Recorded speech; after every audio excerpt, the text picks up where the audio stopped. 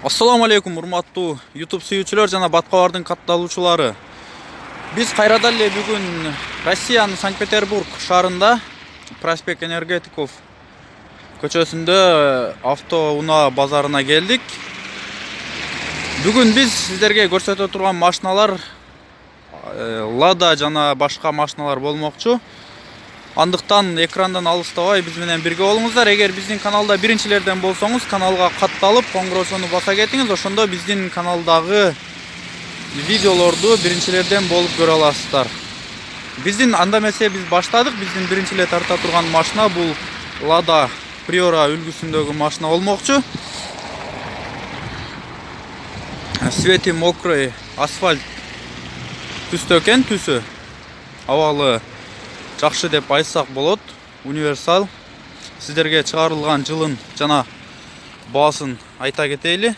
Lada Priora универсал чыгарылган жылы 2011, мотор 1.6, объем. Өзүңүздөр көргөндөй эле баасы 225 000 рубль.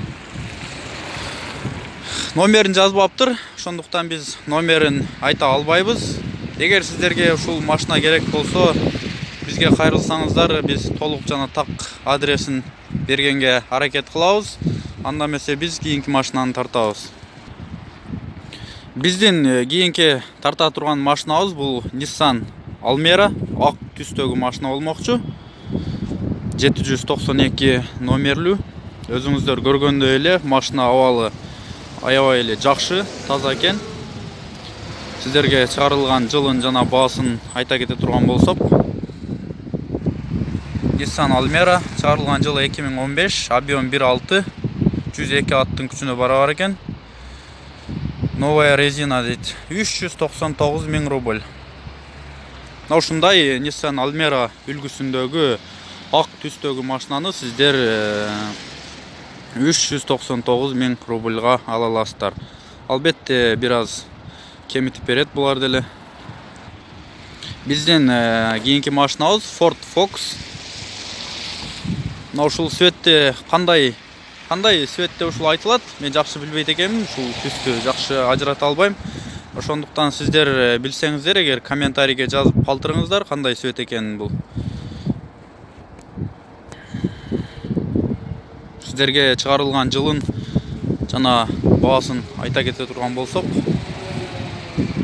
Ford Focus чыгарылган жылы 2005, 2 объем, автомат коробка экен. Отличное состояние дейт. Баасы 199 000 рубль. Ушул Ford Focus'ту сиздер 199 000 рубльга ала аласыздар. Биздин кийинки машинабыз ушундай ак түстөгү Lada Vesta үлгүсүндөгү машина болмокчу. Булар азыр өзүңүз көрдүңүзбү? Бул Lada'лардын жаңы чыгып аткан типтеги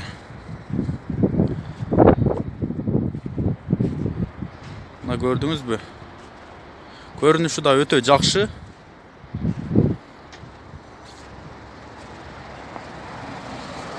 Свети да аппак экен, аябай жакшы.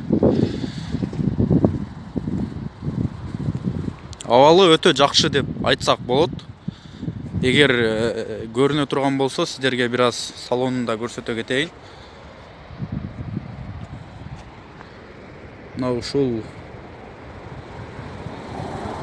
салону да аябай жакшы экен, кожаный салон. Алды панелдери дагы жакшы, ичи таза. Сиздерге чыгарылган жылын жана баасын айта кете турган болсок,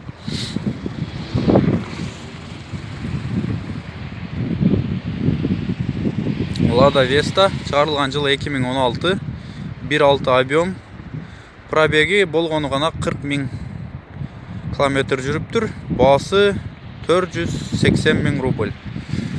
Достор, бир аз титиреп атат. Погода бизде аябай суук. Суулукта телефонду кармап ушинтип видеого тартып жүргөн дагы аябай кыйын экен. Ошондуктан бир аз кемчиликтери болсо кечиресиздер. Ушунун эле жанында Skoda Activia универсал экен бул дагы. Бунун деле абалы Өзүңүздөр көргөндөй эле жакшы, бордовый цвет экен. Цвети аябай жакты мага. Сиздер да көрүңүздөр. Сиздерге чыгарылган жылын жана баасын айта кете турган болсок, чыгарылган жылы 2011-жылы чыгарылган. Механика 6 скоросттуу экен. Объем 1.8. Баасы 599 миң рубль.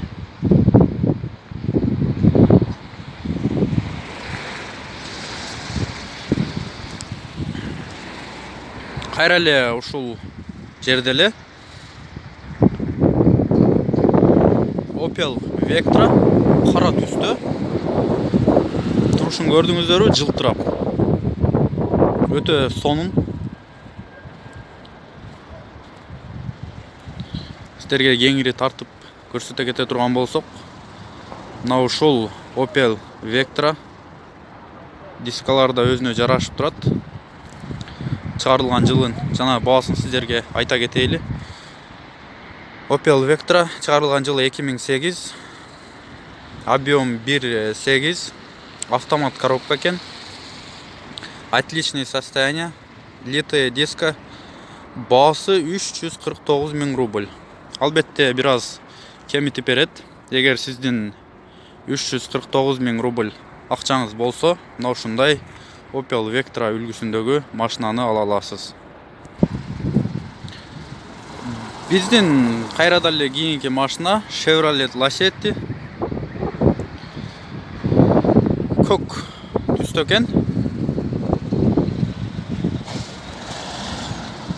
Сиздерге чыгарылган жылын жана баасын көрсөтө кетейли.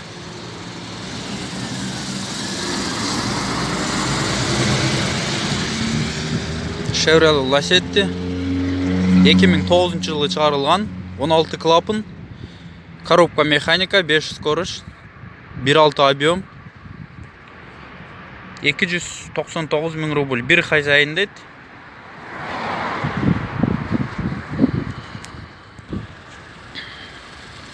Өзүңүздөр көргөндөй эле бул ак түстөгү Nexia 2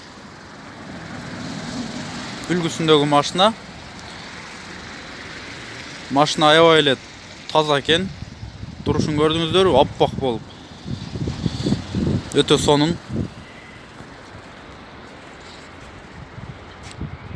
Deo Nexia чыгарылган жылы 2014, мотор 1.5,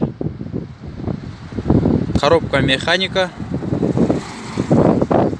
Состояние нового авто дейт. Родной краска. 259 миң рубль. 259 миң рубльга бир аз кымбат. Балким жаңы деп буну кымбат койгондур. Сиздер арзаныраак тапсаңыздар болот. Lada Kalina кара түстө экен.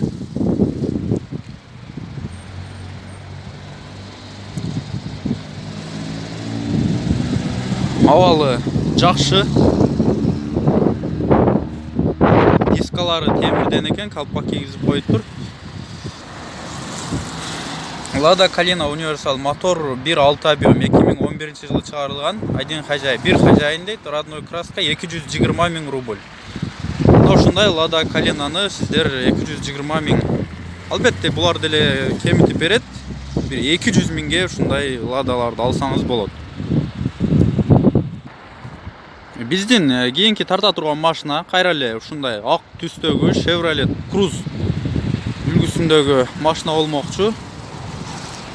Абалы өтө жакшы деп айтсак болот.